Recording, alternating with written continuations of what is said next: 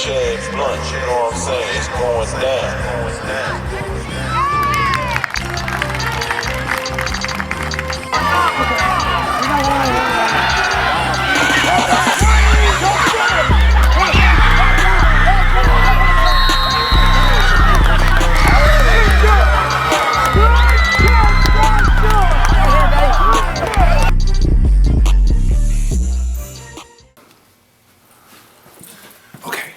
Before Jonathan gets here with the JS report, real quick, Volleyball Soccer, they're in districts right now. So a lot of good action to go catch. Go to your local websites, Twitter, Facebook, to find out where your team is playing. I'm in Millington right now with the volleyball. The Lady Trojans picked up a big win against Ripley last night, so now they're in the championship against Covington. They dominated my alma mater, Raleigh, Egypt. Brighton Soccer took care of business against my Millington Lady Trojans in their district opener, so I'll be catching up with some soccer later on this week. The Memphis Lady Cougars, the regular season champs in that league, are the favorite, but you know Collierville, Houston, great teams in volleyball and soccer, so check out that action. We're going to get back to all that football talk. I hear Jonathan coming now. What are we doing, Jonathan? I don't know, this is my Take One edition. You're part of it. Congratulations, Ryan Clark. Thank you. I'm the film guy, so I don't know what we do. Well, part one this week, I wanted to talk about, we went to the swamp together. Oh, the swamp. Yeah, Okay. We went to the Tennessee-Florida game. We got to support some of the West 10 media back in the day players, like Jabari Small from Briarcrest. We saw Amari Thomas from Briarcrest on the defensive line. So just talk about your day in general. How did it plan out for you on that Saturday morning? So, I get up. Mr. Sturdivant comes and gets me with Jonathan. We head to the airport. He says, "Oh, we're going to Disneyland." Ooh! I get there and there's one of our buddies that had a Tennessee shirt on. I looked at Jonathan and I said, "Don't tell me we're going to Tennessee, Florida." He goes, "Yep." So I was like, "Yeah, let's go to the swamp. I've always wanted to go to the swamp." So that's how my adventure started, with us going to the swamp and seeing Tennessee and Florida. Yeah, I told him, like I said, we're going to go see Mickey Mouse down in Orlando for a birthday get together, because it was kind of early on September 16th, like early Saturday morning, and I'm like, okay, we're just going to fly out to Orlando to go see Mickey Mouse. And we saw our good old friend Rob Meredith wearing a Tennessee shirt, and Ryan's like, "Yep, we're going to the swamp, aren't we?" And I'm like, "Yeah, I try to surprise you, say we're going to Disney, but we're not." And like Ryan said, that's a bucket list item, Ryan. Just talk about your experience going to the swamp. I know it was a long day for us in general, just driving 2 hours. Long day. Driving 2 hours to Gainesville, but just talk about Gainesville, like your road atmosphere for the University of Florida football game. It was a good atmosphere to see going to the swamp. Just talk about how do you rate it compared to others like Starkville, like you've been to plenty of times. I'm going to have to put it on up there. I'm a state fan, but the swamp is one of the best places to go. Next year, I'm hoping to go to Knoxville and see the state game. All right. That's my second spot that I want to try out and see how nice it is up there in old Knoxville. But all of our local players that get to play in that game or even being on the Tennessee football team, it was a privilege of watching you play in that swamp game. It was a little bit humid that day. That's the only downside. It was like 90 degrees at kickoff, it felt like. But overall, like Ryan said, great atmosphere, great fan base over at the University of Florida. And definitely, if anybody wants to catch a Tennessee-Florida game, you should definitely go. And that's my Take One this week. All right, Coach Thomas, here I am wearing your Houston football shirt. Congratulations on the hard-fought win against Bartlett 24-14 this week. But congratulations again, Coach Thomas, and the Houston West Ames football team. Talk about some games from last week. Christian Motors got their first regional win over Briarcrest 10-7, Collierville 28, White Station 6. ECS got a huge region game over St. Benedict 45-0. Germantown looks like their defense is still rolling, beat Whitehaven 35-12. FACS suffered their first loss and lost to Jackson Christian 35-7. And then Millington won 30-14. Memphis beat Arlington 31-7. And then TRA beat Lakeland 41-7 in that game. So just congratulations to all the winners this past week and to all the losers out there. Just keep on fighting. Just keep on. You never know what could happen next couple of weeks, and that's my take two. All right, my top 5 this week on the JS report. I'm going to do Germantown 1-7-0 record. Their defense just keeps on rolling, Thomas, and their offense seems to like going a little bit faster pace now. Got a tough game hosting Bartlett this week. MUS number 2, 6-1. They beat a Father Ryan team out of Nashville, playing Nashville 2 weeks in a row and get those 2 wins in Nashville in the 6-1-5. Especially that Father Ryan game by coming back the way they did from being down 21 at one point in that game. Number 3, I'm going with Houston. Their offense, with the receivers, with Chandler Day at quarterback, they seem to be clicking a little bit on more all cylinders, and especially that huge win over Tupelo that we talked about with JV the week before. Bartlett number 4, 5-2. Their 2 losses are against two great teams in Houston and MUS. And number 5, I'll put Covington out there. Covington's 5-2. They're running the ball pretty well lately, and they're scoring a lot of points, and they're holding their opposition to lesser points. Although the time of possession, I know, is a key in those hard-fought victories for the Chargers. But those are my top 5. And let's go to Thomas for his top 10. Dynamic. Top 10. Yeah, Dynamic Physical Therapy. Once again, thank y'all for being our title sponsor for the 2nd year in a row. The people out there in Covington know about them quite well. And the schools out there, as they do the physical therapy, make sure the kids are in good playing condition, because we know in October, the injuries and you start to get banged up. So you need to get that attention that you need to get you back out there in the field. So thank you, Dynamic Physical Therapy. And the top 10 for West 10 Media. Now, you mentioned Covington, and we also like to mention Christian Brothers. Both teams are outside of the Power 10 at this moment in time, so it's not a purple and gold bias, but we're waiting to see them get a couple more signature wins to see if they can jump back in. So at number 10, at 5-2, the Bolton Wildcats. They got Millington coming up in a big game. This game is going to be a litmus test for both programs. Number 9, the TRA Rebels at 6-1. Lakeland Prep, the developing program, but TRA took care of business 41-7. Then dropping in our top 10, the FACS Crusaders. They dropped down 5-1, Jackson Christian. That's the class of that league until further notice. Number 7, the Millington Trojans at 6-1. Big win over a quality athletic Overton team. That showdown with Bolton. Senior night out there for Millington. So come out there and support McCord, Pugh, Jonathan Temple, Dowd, all those guys in their last home game as of now. Number 6, the Mumford Cougars at 6-1. They took care of business against Arlington 31-7. Now they showdown with their Tipton County rival Brighton. Not only a county prior game, but it's a league game, and the league standing is very important. Now my top 5 that we get into for the Dynamic Power 10. Number 5, the Bartlett Panthers at 5-2.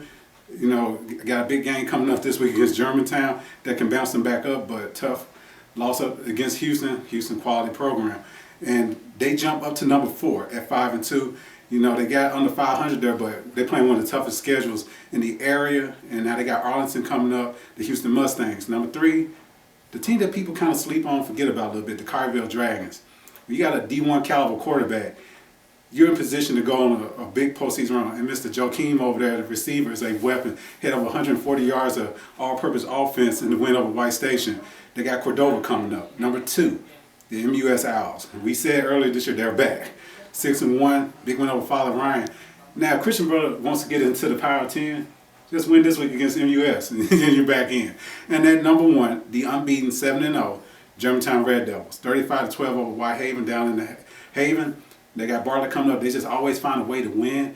It's kind of what you need to have a perfect season. Just find a way to keep winning and keep winning. And they might be catching Bartlett at the right time as Bartlett is still trying to recover from injuries. No excuses against Houston. I'm not trying to be a homer for the Panthers, but a lot of injuries and things, they kind of caught them at the right time. And so Germantown's hoping the same thing this week. And that's the Dynamic Power 10.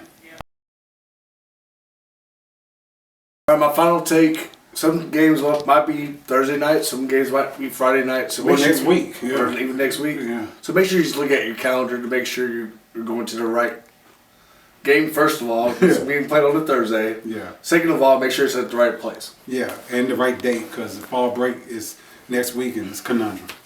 All right, first game, Thomas, a key region game. A team that's getting better in Fayette Academy Vikings at Tipton Rosemark, the key region game for both teams. This game could really go well either way. Well, like we said earlier, Jackson Christian is the class of that league, so let's pencil them in as the champion. But another team or two gets to host a game if you finish second.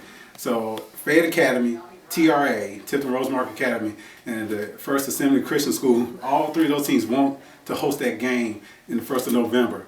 This is going to go a long way to determine. The TRA offense is clicking, but their underrated defense plays very well and matches up very well against any opponent. So, but Fayette is up and coming as well. Absolutely. St. George's at North Point tomorrow night at North Point. Jack Patterson and the Trojans host a team that's The numbers are a little the bit numbers down. are a little bit down, but I think they're going to be okay. It's just they've been through a lot this season, St. George's. Yeah. That could be maybe a trap game for the Trojans. You really never know. Yeah. Just talk about that game a little bit. St. George, like I said, the numbers are down from years past, but a lot of young talent, a lot of quality, and young coach that's pouring into them. So it's like this could be one of those statements. You want to play close. More victories are good over there for St. George's at this moment in time because they are building towards something good. And North Point needs this win so they can help their playoff hopes in contention. And then another game, like you mentioned, a key region game, Brighton at Mufford. Brighton's been through a lot as well with the numbers and the new coaching staff also this year. But Mufford looks like they're still clicking a little bit on all cylinders regarding the offense and a little bit of the defense as well. Well, the cliche throughout the records, two old rivals, they're like 5 minutes apart from it. One calls the school up north, the school down south. Kate Croson, the quarterback for Brighton, early in the season, over 1,000 yards in the first couple games, got the arm talent to scare the Cougars. Got enough weapons that Brighton should be in this game. But if you betting money, you should bet on Mumford because all their skill positions. Jordan Bell is a true leader out there, so it's gonna be a great matchup. You will definitely get your money's worth. Another game that's tomorrow night at Houston. Arlington Tigers come to town and play Houston. Key game, in my opinion, based on seeding. You really never know what could happen in that game, especially when there is a report out there that Chandler Day is questionable. Well, you still got that great running attack. So if Shelby allows you to run your full playbook, but when you got a couple great weapons in the backfield and Sully and Cecil, I just do this all night. And hopefully take care of business against Arlington. And Arlington, man, they have taken on a tough schedule. They don't have a week off. So a lot of people looking at Arlington, they're in the process of a turnaround over there, adjusting to the new environment, Lakeland up the road and all that kind of stuff. We'll sleep on the Tigers for now, but they'll be back soon. And then Collierville at Cordova, we mentioned that Coach O'Connor and Glover and company traveled to Cordova on a game Thursday night as well. Coach Doughton, this team is improving week to week basis, but I think they might be, a little bit under the radar right now just because not per se they've been through a lot with the tough schedule like you mentioned as well with another team. But just talk about that game a little bit. Well, Coach Riccone, I'm sure you understand, you go against a Memphis team, you're going against athletes, you have to jump on them early. Do not let the Wolves get any kind of confidence because they've been in some games. They had a good start to the beginning of the season and been in some of these games, so you can't let them build up confidence. You're on the road.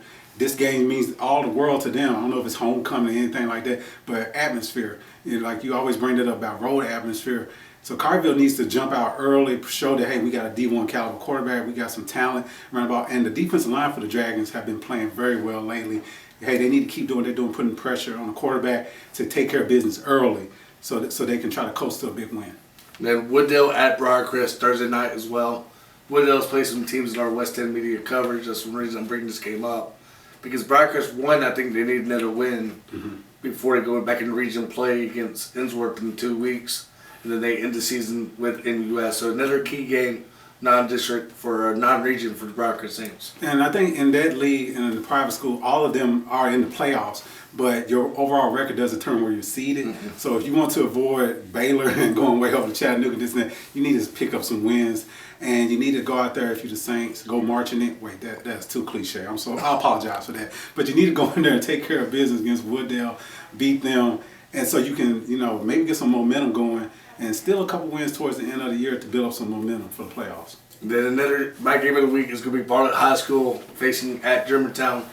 I think the key in this game is going to be to see how Cam Alexander does against the Germantown defense. Well, the offensive line for Bartlett versus the defensive line for Germantown. because we know how big Germantown is up front on the defense side of the ball. They get some D1 caliber players with Daniel Anderson.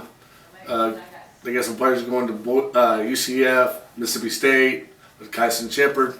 You name it, they got some D1 players on the defense. Power five, yeah. So the key in that game is going to be offensive line for Bartlett versus defensive line for Germantown.